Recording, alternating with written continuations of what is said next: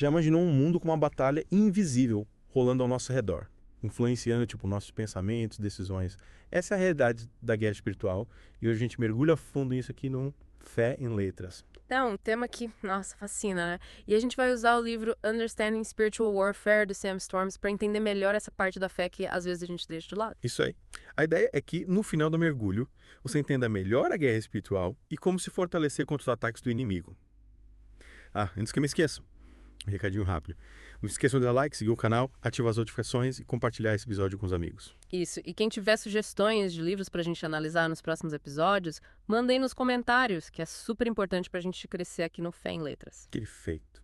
Bom, voltando ao livro, o Storms começa falando de 2 motivos que fazem os cristãos ignorarem a guerra espiritual. Algumas me fizeram pensar bastante, tipo a influência da nossa visão de mundo ocidental. O que você acha disso? O Storms fala que essa visão muitas vezes coloca a lógica e o material acima de tudo, né?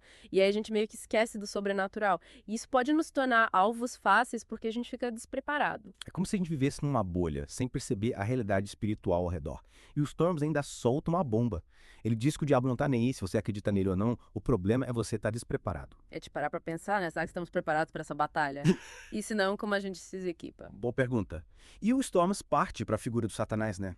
Um anjo caído que se rebelou contra Deus. Mas é importante lembrar, como ele mesmo diz, que Satanás não é igual a Deus, é? Com certeza. Satanás é uma criatura. O poder dele é limitado, ele age dentro dos limites que Deus impõe. Entender isso é fundamental, porque às vezes por medo ou falta de conhecimento, a gente dá a ele um poder que ele não tem. Verdade.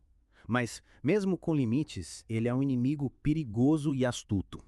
Quais as estratégias que ele usa para nos enganar? Ele tem várias, né? Uma que me chamou a atenção é a capacidade dele de semear a dúvida na nossa mente. Ele se aproveita das nossas fraquezas, dos nossos medos e faz a gente questionar até a bondade de Deus. Impressionante como ele consegue entrar nos nossos pensamentos, né? Ele usa nossas vulnerabilidades para nos desestabilizar, nos afastar de Deus. E o pior é que ele pode se disfarçar de anjo de luz, como o Storms coloca. Por isso é tão importante a gente ter discernimento espiritual, para não cair em cilado. Então, tal. E para isso, conhecer as escrituras é fundamental, né? A palavra de Deus é a nossa espada, a arma que a gente usa para separar a verdade da mentira. Sem dúvida.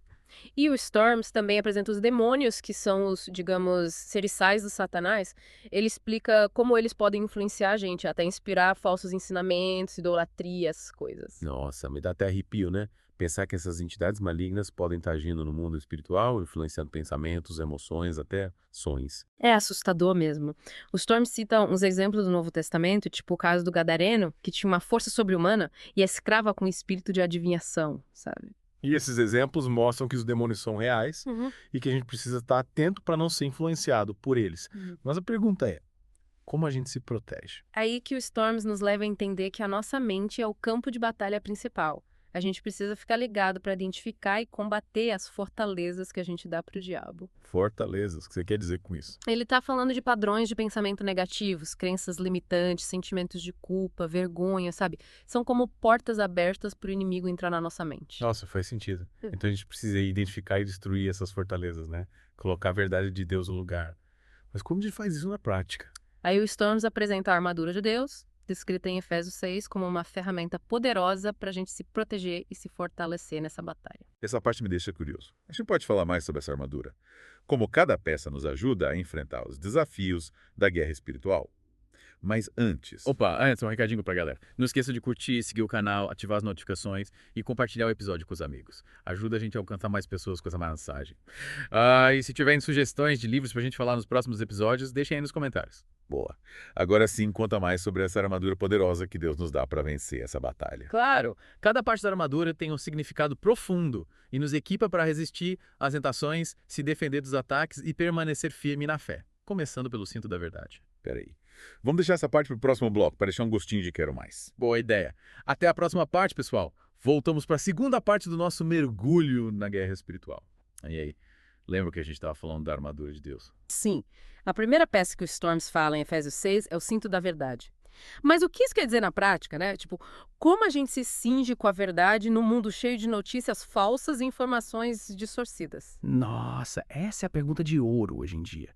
O cinto, antigamente, servia para segurar as outras partes da armadura, né? Da mesma forma, a verdade é a base, o alicerce da nossa vida espiritual. Se a gente não estiver firme na verdade de Deus, fica vulnerável, fácil de ser enganado. Então, cingir-se com a verdade é tipo estar enraizado na palavra de Deus. Conhecer a fundo o que ela ensina e usar isso para saber o que é verdadeiro e o que é falso. Exatamente. A gente precisa desenvolver esse discernimento, sabe?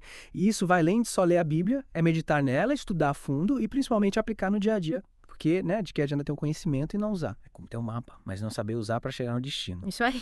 A verdade sem prática vira só um monte de palavras. E é aí que o inimigo se aproveita, distorce as coisas para nos confundir e tirar a gente do caminho. Verdade. E a próxima peça da armadura que o Storms explica é a couraça da justiça. Qual o significado dela? A couraça protegia o coração, os órgãos vitais do soldado. É a mesma coisa na nossa vida espiritual. A couraça da justiça protege a gente das acusações do inimigo. Mas como essa justiça nos protege? Quando a gente aceita Jesus, a gente recebe a justiça dele. Não é uma justiça que a gente conquista sozinho, é a justiça de Cristo que a gente ganha pela fé. É como se trocasse as nossas roupas sujas pelas roupas limpas dele. Então o inimigo não pode mais nos acusar, porque, não tem mais condenação para quem está em Cristo Jesus. É isso aí. Por isso a gente pode se aproximar de Deus com confiança, sabendo que Ele nos aceita e nos ama não pelas nossas obras, mas pela obra de Cristo na cruz. Ufa, que alívio. Saber que mesmo errando, a gente é justo diante de Deus pela fé em Jesus. Agora, essa próxima peça me intriga. O calçado do Evangelho da Paz. Como assim calçar o Evangelho? Essa é forte, né? O calçado era essencial para o soldado andar firme em qualquer terreno. Da mesma forma, o Evangelho da Paz nos dá firmeza e estabilidade para enfrentar os desafios da vida. Mas como o Evangelho nos dá essa firmeza? A paz que a gente tem em Cristo, essa certeza da salvação, do amor dele por nós, nos dá segurança de que aconteça o que acontecer, ele está com a gente.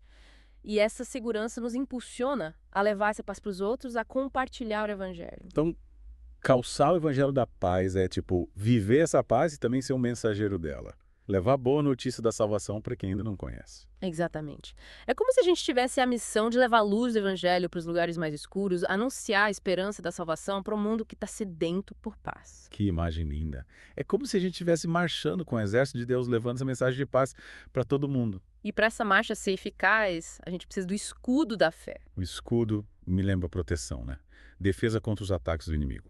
Mas como a fé funciona como escudo? A fé é a nossa confiança em Deus, na sua palavra, nas suas promessas. É ter certeza de que Ele está no controle, mesmo quando as coisas parecem difíceis. E essa certeza nos protege dos ataques do mal, das dúvidas, dos medos, das tentações. É como se a fé fosse um escudo invisível, mas forte, que desvia todos os ataques do inimigo. É isso aí. Quando a gente crê em Deus de todo o coração, nada nos abala. É como se as flechas do inimigo batessem e voltassem. Que legal. E a quinta peça, o capacete da salvação, também parece importante para nossa proteção. Sem dúvida. O capacete protegia a cabeça do soldado, que era um alvo fácil.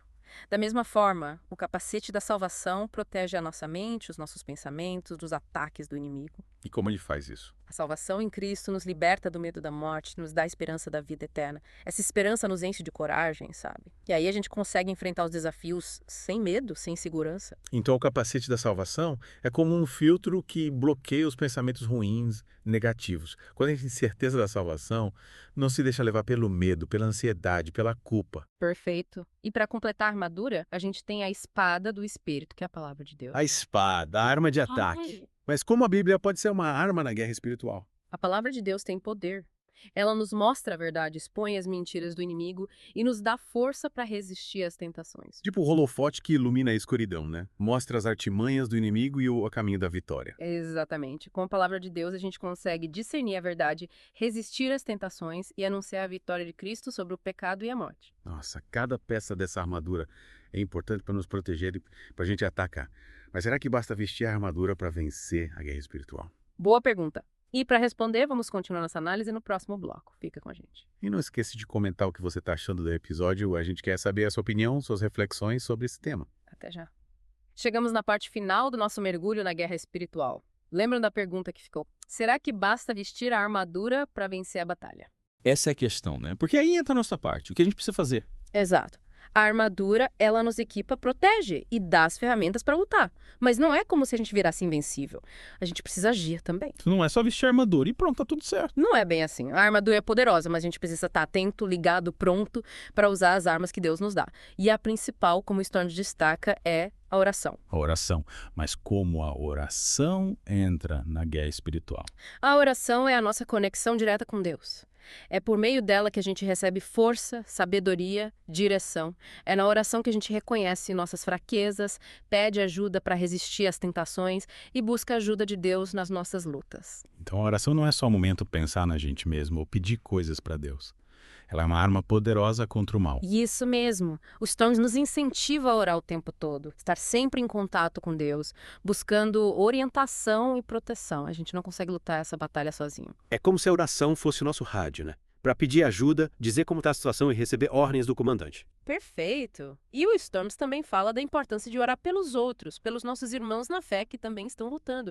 É a oração intercessória, que tem um poder enorme para mudar as coisas e libertar pessoas. É como se a gente formasse um exército de oração, todos juntos, intercedendo uns pelos outros e combatendo o mal com a força da nossa fé. E além da oração, o Storms lembra da gente viver em santidade, buscar Deus de todo o coração, se arrepender dos pecados, se dedicar a Ele todo dia. A santidade seria tipo um escudo extra, para nos proteger ainda mais. É isso. Quando a gente vive em santidade, a gente fecha as brechas que o inimigo usa para nos atacar.